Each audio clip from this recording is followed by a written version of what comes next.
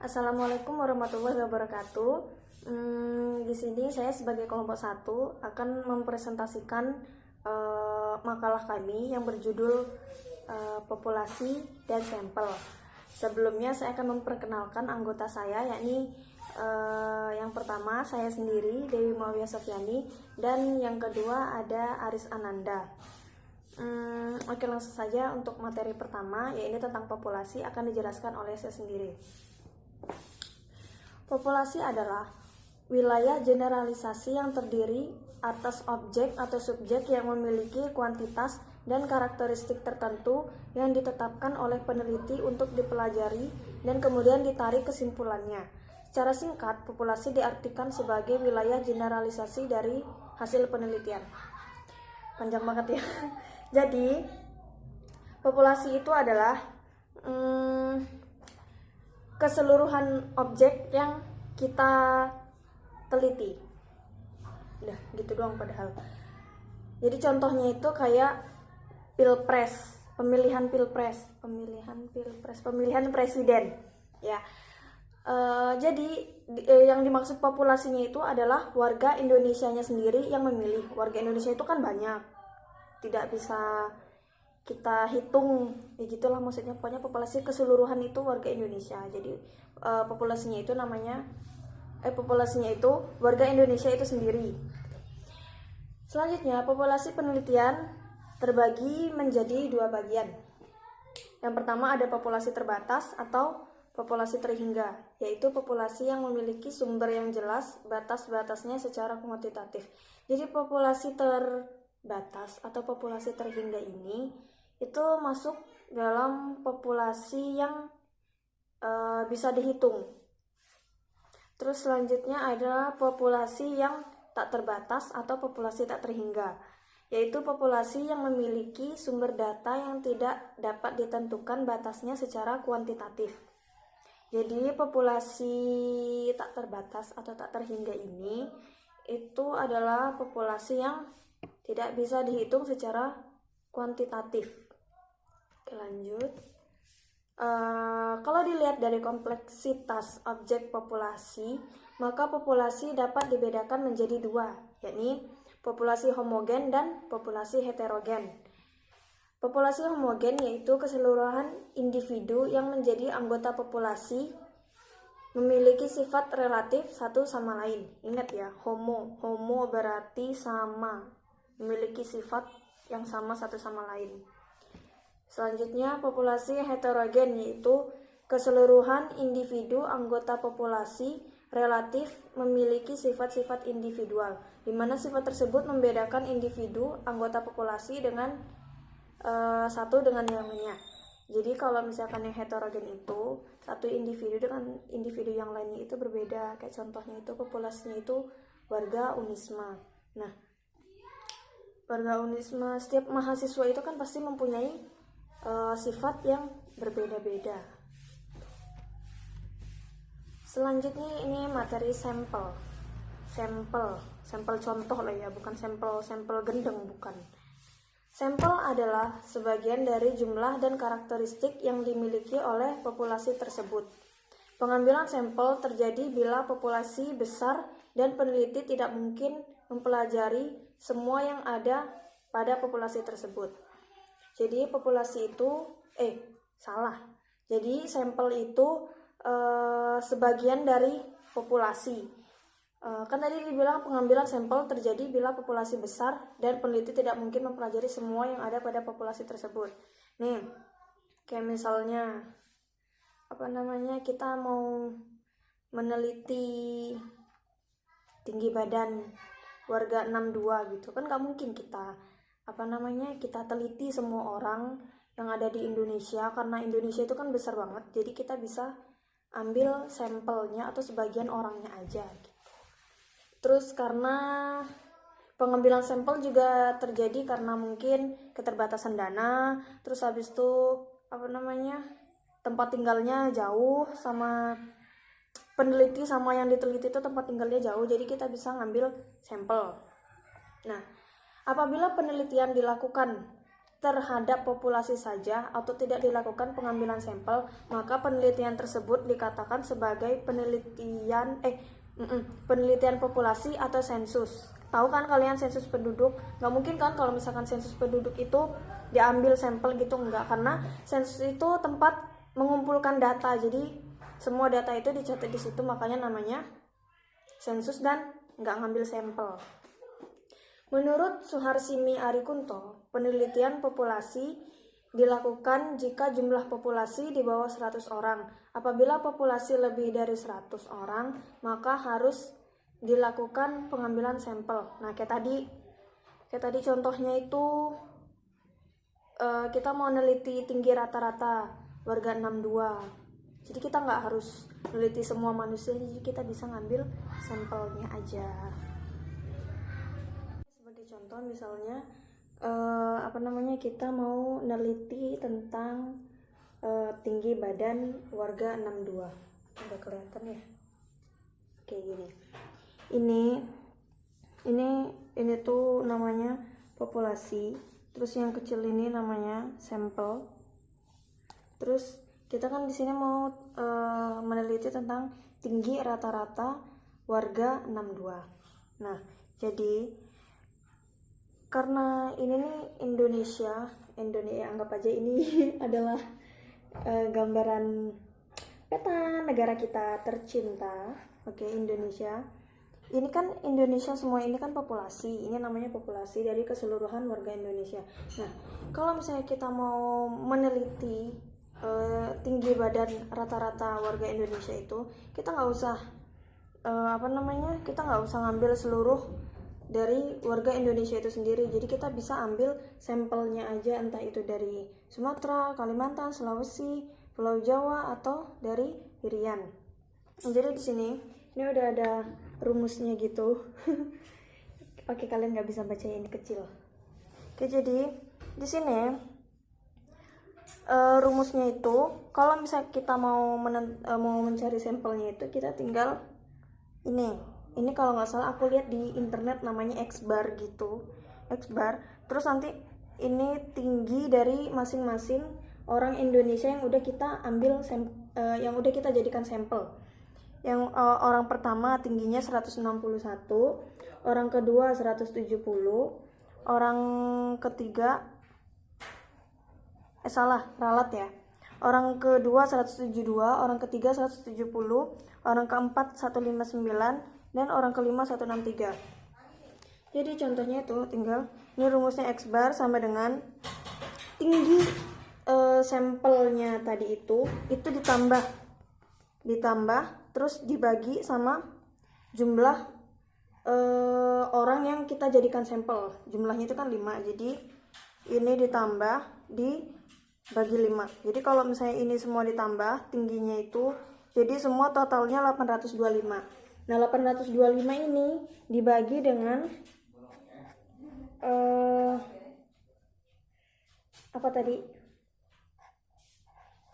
orang yang kita jadikan sampel, ya ini 5 orang. Itu jadi 825 dibagi 5 sama dengan 165. Jadi dari sini kita tahu bahwa tinggi rata-rata warga Indonesia itu 165. Kenapa saya pakai 5 orang? Karena kalau misalnya kita pakai seluruh warga Indonesia di sini tuh waktunya nggak bakal cukup. Itu bakal makan waktu banyak banget. Nanti jadinya kayak sinetron Indonesia yang nggak kelar-kelar. Oke. Sekian itu aja. Terus selanjutnya ada teknik sampling yang akan dijelaskan oleh rekan saya satu lagi, namanya Mas Aris. Oke, kepada pemateri saya persilahkan. Oke, baik. Assalamualaikum warahmatullahi wabarakatuh. Aris di sini. Terima kasih kepada saudari Dewi untuk kesempatannya menjelaskan mengenai teknik sampling itu. Yang sebelum kita masuk ke pembahasan teknik sampling, kita pahami terlebih dahulu apa itu pengertiannya. Jadi teknik sampling ini merupakan teknik pengambilan sampel, yaitu cara bagaimana kita mengambil sebuah sampel dari sebuah populasi penelitian. Jadi dalam penelitian secara umum terdapat 2 teknik pengambilan sampel. Yang pertama dinamakan probability. Probability sendiri itu merupakan pengambilan sebuah sampel dalam sebuah penelitian itu secara random, datanya kita secara acak. Yang kedua ada dinamakan non probability. Jadi kita yang kedua ini mengambil sebuah penelitian sampel itu tidak random ataupun tidak acak. Random sampling adalah cara pengambilan sampel yang memberikan kesempatan yang sama untuk diambil kepada setiap elemen dalam sebuah populasi probability sampling. Jadi antara individu satu dengan individu lain itu memiliki hasil yang sama apabila kita melakukan sebuah penelitian, atau kelompok satu dengan kelompok lain atau daerah satu dengan lain itu memiliki hasil yang sama apabila kita melakukan sebuah penelitian. Ini yang pertama tadi, yang probability. Sedangkan yang dimaksud tadi itu non probability sampling, itu setiap elemen dalam sebuah populasi itu ketika kita melakukan sebuah penelitian tidak memiliki hasil yang sama ketika dilakukan penelitian. Jadi antara satu dengan yang lain, daerah satu dengan lain, kemudian atau kelompok satu dengan kelompok yang lain, itu memiliki hasil yang berbeda. Oke, kita memasuki yang pertama, pembahasan pertama mengenai probability sampling. Probability ini mempunyai makna yang sama dengan peluang, kemungkinan, atau kesempatan. Jadi probability sampling berarti sebuah penarikan sampel di mana semua anggota populasi itu mempunyai kesempatan yang sama, yang tadi yang dijelaskan kan mengenai yang probability sampling tadi. Jadi pada teknik probability sampling ini ada jenis-jenisnya, ada 5 jenis tekniknya. Yang pertama kita pahami itu simple random sampling atau sampel secara acak. Yang pertama ini pengambilan secara acak ini sederhana sekali karena ketika kita melakukan sebuah sampel penelitian, kita itu melakukan datanya secara acak, secara random. Jadi misalkan dalam sebuah kelas kita melakukan sebuah penelitian, kita tidak membeda-bedakan antara strata satu dengan strata yang lain, tidak membedakan antara laki-laki yang perempuan atau kelompok satu kelompok yang dua. Jadi tidak, yang simple random sampling pertama ini kita mengambil datanya secara acak ketika melakukan penelitian.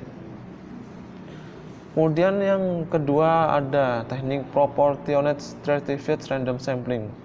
Jadi pada yang teknik kedua ini ketika penentuan jumlah sampel pada masing-masing strata dilakukan secara proporsional sesuai dengan proporsi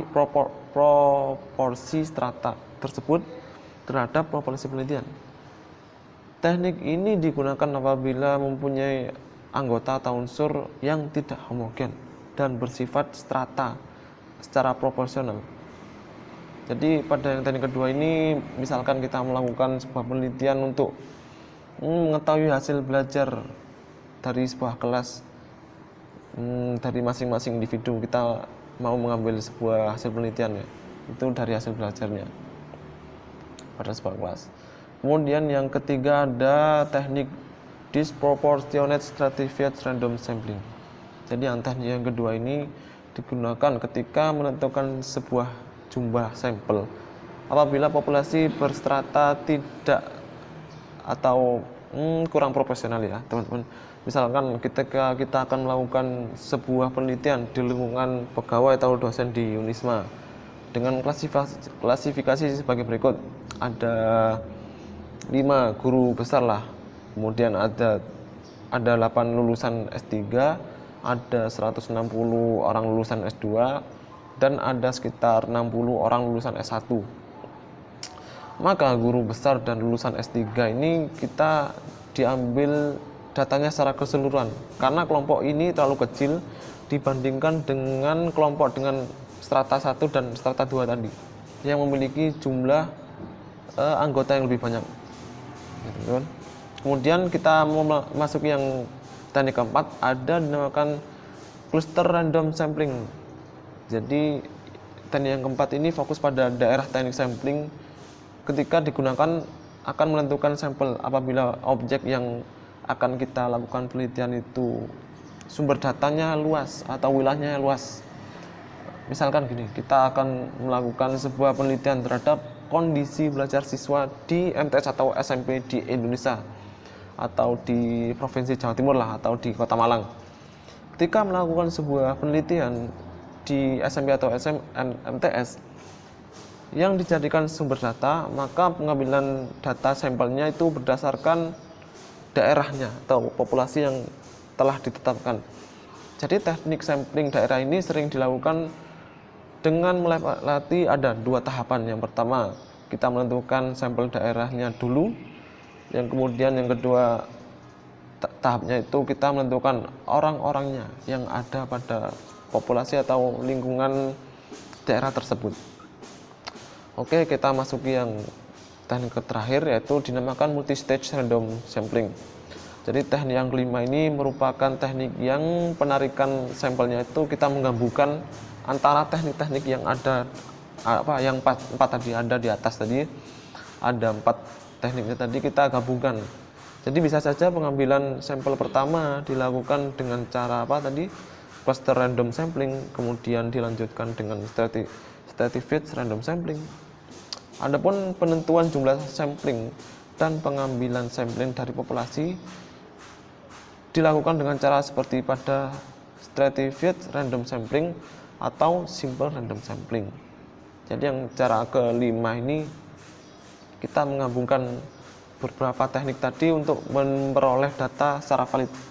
Jadi tidak ada masalah apabila teman-teman ketika melakukan sebuah penelitian dengan cara yang berbeda-beda tadi yang ada di atas disebutkan tadi, agar data yang kita dapatkan itu sesuai dan valid apabila kita melakukan sebuah penelitian. Oke, baik, kita memasuki ke pembahasan yang kedua, yaitu pembahasan mengenai non-probability sampling. Jadi non-probability sampling adalah pengambilan sampel yang dilakukan tidak secara random atau acak.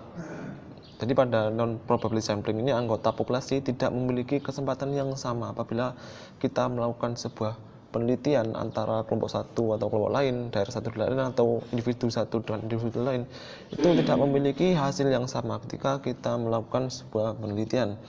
Kemudian yang non-probability sampling ini juga ada teknik-tekniknya. Ada beberapa tekniknya itu ada sekitar 1, 2, 3, 4, 5. Ada 5 tekniknya. Yang pertama ada sampling sistematis, ada sampling kuota, incidental, ada purpose, dan ada time total. Oke, kita pahami yang pertama. Kita pahami yang sampling sistematis terlebih dahulu. Jadi pada sampling sistematis itu ketika kita melakukan sebuah penelitian, ada 100 orang kita akan teliti. Itu pada masing-masing orang kita memberi angka dari 1 sampai 100. Kemudian kita mengambilnya secara, misalkan secara yang genap-genap kita ambil sebagai penelitian. Ada orang yang nomor 2, ada yang nomor 4, nomor 6, kemudian seterusnya sampai 100. Atau angka ganjil, atau kelipatan dari 5, itu yang sampling sistematis. Jadi sistemnya itu secara sistematis dan tidak secara acak. Kemudian yang dari kedua ada sampling kuota. Jadi yang sampling kuota ini, misalkan kita akan melakukan sebuah penelitian tentang bagaimana pendapat pelayanan masyarakat pada pelayanan masyarakat. Ada 500 orang masyarakat misalkan.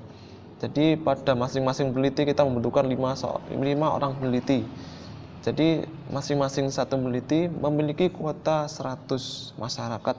Jadi semua si peneliti memiliki kuota yang sama, yaitu 100 sampai 500. Jadi kan 500 tadi. Masing-masing peneliti ada 100 orang yang akan diteliti. Kemudian sampling incidental. Jadi yang sampling incidental itu ketika melakukan sebuah peneliti, itu yang incidental teknik penelitian sampel berdasarkan kebetulan, yaitu kebetulan saja. Jadi ketika melakukan penelitian, kita bertemu dengan orang tersebut, ya kita teliti karena kebetulan lewat atau kebetulan aja kita temui orang tersebut. Dapat dilakukan sebagai sampel bila dipandang orang yang kebetulan itu cocok sebagai sumber data, ya. Tapi yang garis besarnya cocok sebagai sumber penelitian ketika melakukan penelitian. Ini yang simple incidental. Selanjutnya yang simple purpose adalah teknik penentuan simple dengan pertimbangan tertentu. Maksudnya pertimbangan tertentu, misalkan kita akan melakukan penelitian pada sampel makanan. Jadi kita bertanya kepada si ahlinya makanan tersebut. Jadi tertentu, tidak sembarangan yang pada sampling purpose ini. Ada juga contoh lain, misalkan kita akan melakukan sebuah penelitian pada kondisi politik pada daerah tersebut. Maka bagaimana? Maka sampel sumber datanya adalah orang yang ahli politik pada daerah tertentu. Jadi tidak sembarangan pada yang teknik sampling purpose ini. Kemudian selanjutnya ada sampling total. Jadi sampling total ini adalah teknik penentuan sampel apabila semua anggotanya itu bisa dilakukan sebuah penelitian. Misalkan hanya ada 30 orang, jadi sedikit kuotanya, sedikit jumlah anggota yang akan diteliti, maka keseluruhan yang akan dilakukan penelitian. Atau penelitian yang ingin membuat generalisasi dengan kesalahan yang sangat kecil. Istilah lain sampel total adalah sensus, di mana semua anggota populasi dijadikan sebagai sampel. Jadi keseluruhan ya yang sampel total ini, karena jumlahnya yang relatif sedikit kecil pada suatu daerah tertentu. Kemudian yang teknik terakhir yang ini selanjutnya yaitu snowball sampling. Kenapa dinamakan snowball? Karena pada teknik yang terakhir ini, snowball ini kita melakukan sebuah penelitian. Pertama pada satu orang. Ternyata pada satu orang ini penelitian dirasa hasil yang didapatkan kurang sempurna atau data yang dilakukan tidak valid. Maka selanjutnya kita melakukan ke orang selanjutnya, orang kedua. Kemudian orang yang kedua ini didata juga kurang valid atau kurang memenuhi. Kemudian kita mencari ke data-data yang valid lainnya ke orang selanjutnya. Jadi yang dilakukan datanya itu secara berkelanjutan dari satu orang ke orang lain ke orang lain. Jadi yang data yang kita dapat secara valid gitu loh. Enggak terbatas pada satu orang saja, yang snowball. Jadi ibaratkan sebuah snowball ya. Yang pertamanya kecil, semakin membesar, semakin besar. Ya, itu dinamakan snowball itu karena jumlah yang akan diteliti semakin banyak orangnya, anggotanya. Oke, selanjutnya yaitu strategi penarikan sampel dalam penelitian pendidikan. Jadi berikut ini merupakan unsur-unsur atau saran ketika kita melakukan sebuah sampel penelitian dalam pendidikan. Namun hal ini bukan berarti ya teman-teman, bukan berarti kita itu membuat suatu aturan yang baku, tetapi hanya sebuah pendekatan paham untuk memudahkan teman-teman atau para peneliti pemula dalam menentukan sebuah sampel penelitian. Oke, yang pertama itu tentukan secara jelas populasi penelitian kita. Yang kita akan gunakan itu untuk menggeneralisasikan hasil penelitian. Misalkan kita akan meneliti sebuah kondisi belajar tadi ya, pada lingkungan di SMP Semalang Raya. Jadi jelas kondisinya, karena dilakukan pada daerah Malang saja. Kemudian yang cara kedua, tentukan apakah populasi penelitian homogen atau heterogen tersebut sesuai dengan fokus penelitian kita. Jika populasi penelitian heterogen, maka tentukan apa saja strata yang berkaitan dengan fokus penelitian kita tersebut. Dan kelompokkan populasi berdasarkan strata. Jadi misalkan kita melakukan penelitian pada sebuah lingkungan sekolah, kita fokus pada strata atau kelas-kelasnya. Jika diperlukan, kelompokkan juga populasi penelitian berdasarkan klaster-klaster tertentu. Kemudian yang ketiga, teman-teman bisa menggunakan penelitian dengan cara menghitung jumlah sampel. Jika populasi homogen, hitung jumlah sampel keseluruhan. Kemudian jumlah sampel untuk masing-masing strata dan atau cluster. Kita jumlah mungkin maksudnya begini. Yang cara ketiga ini kita mentotal seberapa banyak dulu yang akan kita melakukan penelitian. Jadi secara valid data akan didapat dari masing-masing anggota yang telah terdata pada sampel penelitian tersebut. Ini yang cara ketiga. Kemudian yang cara keempat, pada populasi homogen gunakan teknik simple random sampling untuk mengambil sampel dari sebuah populasi. Jika populasi tidak homogen, kita dapat memilih teknik proportional stratified random sampling atau lainnya. Pengambilan sampel harus dilakukan secara acak, kecuali dengan alasan-alasan tertentu. Kemudian yang kelima, yang terakhir, jika populasi dibagi berdasarkan klaster tertentu, gunakan sebuah kombinasi cluster sampling dan simple random sampling. Nah, itu tadi sebuah cara-cara apabila kita melakukan penarikan sebuah sampel dalam penelitian di dalam sebuah lingkup pendidikan, ya, teman-teman.